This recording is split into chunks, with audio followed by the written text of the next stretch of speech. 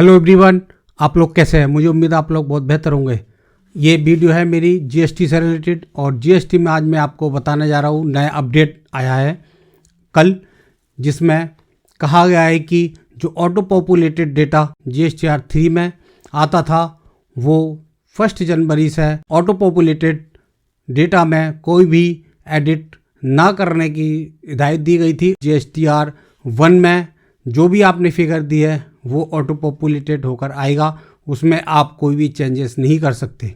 लेकिन 27 जनवरी 2025 को GST department की तरफ से एक नई एडवाइस आई है, जिसमें कहा गया है कि बहुत सारे टैक्स पेयर से उन्होंने रिक्वेस्ट दी है और थोड़ा और टाइम मांगा है और कहा है कि अभी हमें थोड़ा सा और टाइम दे दो, ये ऑटो पॉपुलेटेड डेटा में कोई भी एडिट न करने का सिस्टम। जीएसटी डिपार्टमेंट ने एक नई एडवाइजरी जारी करके बताया है कि जनवरी 2025 से जीएसटीआर 3B में कुछ भी एडिट करने का जो सिस्टम था वो अब बदल दिया गया है, रेस्ट्रिक्ट कर दिया गया है। अब जीएसटीआर 3B में जो टैक्स लायबिलिटी है उसमें कोई भी चेंजेस या एडिट नहीं कर सकते। उस चीज़ को अभी फ़िलहाल टाल दिया गया है, इसलिए आप अपनी जनवरी 2025 की जीएसटीआर 3B में टैक्स लायबिलिटी में कुछ भी चेंजेस कर सकते हैं टैक्स लायबिलिटी वाले पार्ट में। और इसके लिए कहा गया है कि आगे वो बताएंगे कि कब से इम्प्लीमेंट इसका होगा। फिलहाल ये बात टाल दी गई है, जिसमें कहा गया था कि जनवरी से आप जीएसटीआर 3B के टैक्स लायबिलिटी पार्ट में कोई भी चेंजेस नहीं कर सकते। जो डेटा आपने जीएसटीआर 1 में दिया है वो ऑटो पॉपुलेटेड होकर जीएसटीआर 3B में आएगा। अक्सर क्या होता है कि लोगों के जीएसटीआर 1 में कुछ गलतियां हो जाती हैं, तो वो क्या करते हैं कि जो उनकी एक्चुअल या सही फिगर है वो जीएसटीआर 3B में डाल देते हैं।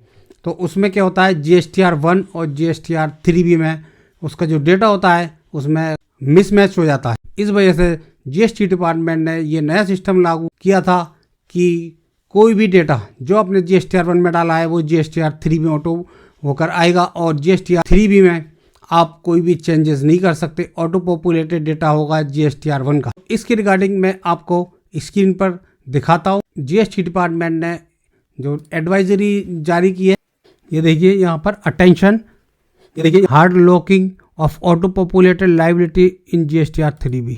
ये 27 जनवरी को एडवाइजरी जारी की है। इसमें ये कह रहे हैं please refer to the advisory dated October 17, 2024। यानी अक्टूबर 2024 में एक एडवाइजरी जारी की गई थी, जिसमें कहा गया था कि जनवरी की जो रिटर्न होगी वो ऑटो पॉपुलेटेड होगी और उसमें कोई भी आप चेंज नहीं कर सकते जीएसटीआर 3B में। अब मैं आपको इसकी एडवाइजरी दिखाता हूँ जो अक्टूबर 2017 में जारी की गई थी। देखिए ये एडवाइजरी थी जो कि 17 अक्टूबर 2024 को जारी की गई थी, जिसमें कहा गया था कि जनवरी की रिटर्न जो होगी वो ऑटो पॉपुलेटेड होगी और उसमें आप कोई भी चेंज नहीं कर सकते टैक्स लायबिलिटी वाले पार्ट में। अब इन्होंने नई एडवाइजरी जारी की है, वो मैं आपको दिखाता हूँ। उसमें ये कह रहे हैं however various request have been received from the trade seeking time for the same.